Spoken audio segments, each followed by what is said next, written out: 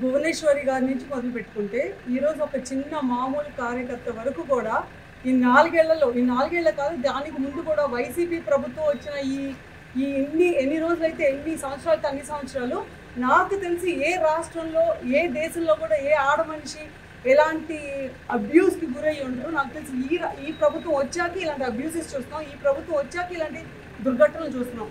ఎక్కడైనా ఒక ఆడ మనిషిని వచ్చి కాపాడుతాను, నాకు అక్కలు చెల్లెళ్ళమ్మలు అని చెప్పి సుర్లికప్పులు చెప్పుకునే జగన్మోహన్ రెడ్డి ఈరోజు ఇంతమంది మేము బలవుతున్నాము, నీ ప్యాలెస్లోనే కూర్చోపెట్టి నువ్వు పందికొక్కుల్లో మేపి మా మీద వదిలి మమ్మల్ని ఇష్టమైనట్టు నానా బూతులు తిట్టించి మార్పులు చేయించి ఆఖరికి మా పిల్లల్ని కూడా మా ఫ్యామిలీని కూడా వదలకుండా మార్పులు చేయించి ఎక్కడెక్కడో ఫోటోలు తీసుకొచ్చి మాకు అంత కట్టించి క్యారెక్టర్ అసాసినేషన్ చేయాలని చూడటం ఇంకా ఇంతకన్నా చీప్గా ఇంకెంత దిగజారుతారు. ఏంటి మీకు అసలు భయం లేదు? ఆ కోర్టులు అంటే భయం లేదు, లా అండ్ ఆర్డర్ అంటే భయం లేదు, ఆఖరికి ఈసీ అంటే భయం లేదు, ఏదైనా భయం లేదు. ఇంక మేము ఎక్కడికి వెళ్ళాలి? నేను విజయవాడలో పుట్టి పెరిగి నేను ఇక్కడ ఉన్న రాష్ట్రంలో ఉన్న నేను మహిళని, నేను ఎక్కడికి వెళ్ళాలి? నాకు ఇబ్బంది వస్తే నువ్వు నా ఫ్యామిలీ మీదకి లేకపోతే నా పిల్లల మీదకి లేకపోతే నా మీద పిచ్చి పిచ్చిగా ఏంటి ఏ డీప్ ఫేక్ వాడుకొని టెక్నాలజీ వాడుకొని డీప్ ఫేక్ చేసి ఒక న్యూడ్ ఫొటోస్కి మా తలకాయలు అంటిస్తే మా మొహాలు ఎక్కడ పెట్టుకొని తిరగాలి? ఏంటి నీ ప్రభుత్వం ఎందుకు ఇలా ఉంది, నువ్వు ఎందుకు ఉద్యోగాలు ఇవ్వలేదు, లేకపోతే నువ్వు ఎందుకు పేదలను ఆదుకోవట్లేదు అని అడిగితే నువ్వు ఫేక్ చేయిస్తారా? ఇలాగా మీరు ఎదుర్కొనేది, ఒక ఆడ మనిషిని ఎదుర్కొనేది ఇలాగేనా? ఏ దమ్ము లేదా? నేను మగాడిని, నేను సింహాన్ని, నేను సింగిల్గా వస్తానంటున్నాగా, మరి సింగిల్గా వచ్చి బయటకు వచ్చి మాట్లాడు. ఒక ప్రెస్ మీట్ ముందుకు వచ్చి మాట్లాడు దమ్ముంటే. ప్రెస్ ముందుకు వచ్చి ప్రెస్ అడిగే క్వశ్చన్స్కి నువ్వు ఈరోజు దాకా సమాధానం చెప్పలేవు. నువ్వు చెప్పలేకపోతున్నావు కాబట్టి ఈరోజు మేము ఫైట్ చేస్తాం. మేము ఫైట్ చేస్తే తిరిగి మాతో ఫైట్ చేయి, లీగల్గా ఫైట్ చేయి. మేము ఎక్కడైనా తప్పు మాట్లాడుంటే మేము ఫ్యాక్ట్స్ ఏమైనా తప్పుగా ఇచ్చుంటే మా మీద కేసులు పెట్టించు, లేకపోతే ఫలానా తప్పు అని చెప్పి వచ్చి పాయింట్ అవుట్ చేయించు. అంతేగాని ఇలా దాని ఏమంటారు ఆడంగి ఆశలాగా పిచ్చి పిచ్చిగా ఎవరో 1,00,000 మందిని మేము పెంచి పోషిస్తున్నాం, మా వెనక సైన్యం ఉంది, వీళ్ళందరూ కలిసి రేపు పొద్దున పోరాడతారు టీడీపీ మీద. ఈ రకంగా పోరాడతారా? ఎక్కడికి వెళ్ళి చెప్పుకోవాలి? ఇది డెమోక్రసీ నాకు అర్థం కాదు. నీ ప్యాలెస్లో ఉండే పాలనలు వాడుకుంటారు చూడు, అలా వాడుకుంటున్నారు ఈరోజు ఈ రాష్ట్రంలో ఉన్న ప్రతి సంస్థని.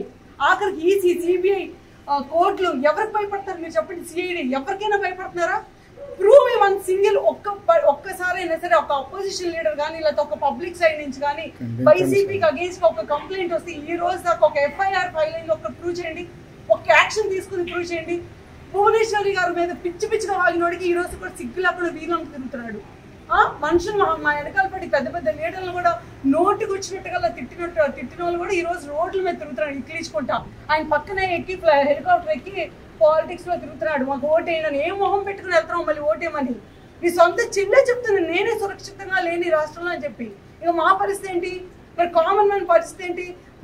మా లాస్ట్ హోప్ ఈసీ అండి. ఈసీ దగ్గరకు వచ్చాం, మేము ఈసీ కూడా తీసుకెళ్ళాం. సార్ మాకు ఈ రాష్ట్రంలో ఏ సంస్థ కూడా మా కోసం కాదు కదా, ఈ పబ్లిక్ కోసం ఎవరి కోసం పని చేయట్లేదు, దయచేసి మీరైనా ఇంట్రెస్ట్ తీసుకొని this is your basic responsibility. మా అందరికి ఒక నమ్మకం కలిగించారు. ఎస్ మేము సురక్షితంగా ఉన్నాము, వీ క్యాన్ సర్వైవ్ హియర్ అని చెప్పి మాకు ఒక సేఫ్టీ క్రియేట్ చేయాలంటే ఈసీ లాంటి వాళ్ళు లేకపోతే సిబిఐ లాంటి వాళ్ళు ముందుకు వచ్చి ఇలాంటి కేసెస్ టేకప్ చేసి చాలా కఠినంగా పనిష్ చేయాలని కోరుకున్నాం. Thank you so much. సంవత్సరాల్లో ఎన్నో కంప్లైంట్స్ చేశాము.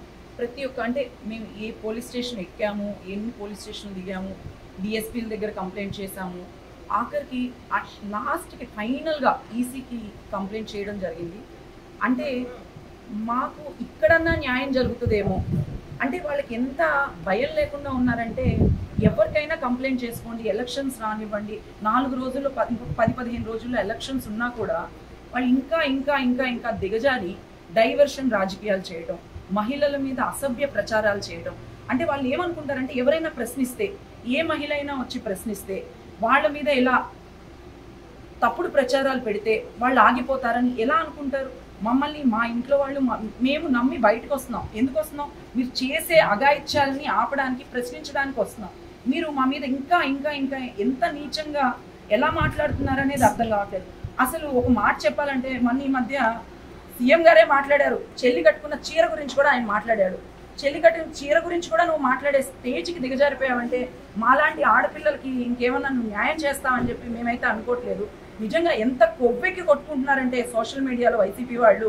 అంటే మాకేంటి, మేము ఏదైనా చేస్తాం, ఏం చేసినా కూడా అడిగే అమ్మ ఇలాంటివి ఇంకా జరుగుతున్నాయా, ఈ టైంలో కూడా ఎలక్షన్ నోటిఫికేషన్ ఇచ్చిన తర్వాత కూడా జరుగుతున్నాయని చెప్పేసి ఆయన చాలా పాజిటివ్గా స్పందించారనమాట. ఇంక ఇలాంటివి ఆగుతాయి అన్నట్టుగా. ఇకనైనా పోలీసులు స్పందిస్తే మంచిది. ఎఫ్ఐఆర్లు కూడా రాయలేని దుస్థితిలో పోలీస్ స్టేషన్లు ఉన్నాయంటే ఇంకెందుకు ఈ దిశ చట్టాలు? దిశ చట్టాలు ఎవరు దశ మార్చాయని చెప్పి దిశ చట్టాలు తీసుకొచ్చారు జగన్మోహన్ రెడ్డి గారు? ఎవరి దశ మారలేదు, ఎవరి దిశ మారలేదు. జగన్మోహన్ రెడ్డి గారికి మేము ఈరోజు ఇదే చెప్తున్నాం. నిజంగా నువ్వు నీ తల్లికి చెల్లితో కనీసం క్యాంపెయిన్ చేయించుకునే పరిస్థితుల్లో కూడా లేదు ఈ 4.5 సంవత్సరాలు దాటిన తర్వాత.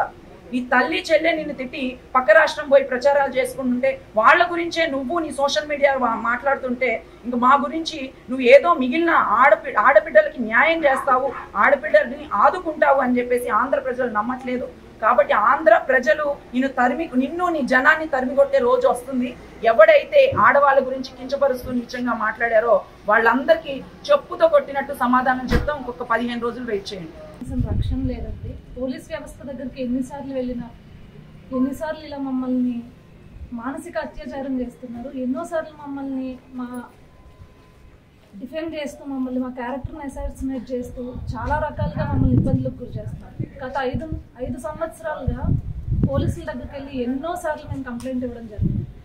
కానీ ఒక్క కంప్లైంట్ కూడా తెలుగుదేశం పార్టీ మహిళా నేతల దగ్గర నుంచి కానీ, కార్యకర్తల దగ్గర నుంచి కానీ, లేకపోతే సామాన్య మహిళలు ఎవరైతే గొంతు విప్పి మాట్లాడారో వాళ్ళందరూ వెళ్ళి ఇలా హెరాస్ చేస్తున్నారని కంప్లైంట్ ఇస్తే పోలీసుల దగ్గరికి వెళ్ళి ఒక్క కంప్లైంట్ కూడా ఎఫ్ఐఆర్ అయిన పాపం పోలేదు.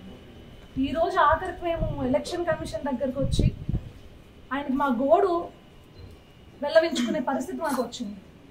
ఇదే పోలీసులు, రాష్ట్రంలో ఉన్న పోలీసులు ఖచ్చితంగా యాక్షన్ తీసుకుని ఉంటే ఇలా మాలాంటి మహిళలు ఈరోజు ఇలా బయటకు వచ్చి పోరాడే పరిస్థితి ఉండేది.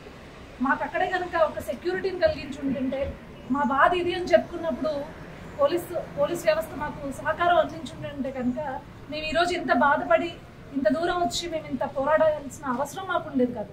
ఎంత దౌర్భాగ్య పరిస్థితి అంటే, మేము నిన్న పోలీస్ స్టేషన్కి వెళ్ళి కంప్లైంట్ ఇవ్వడం జరిగింది.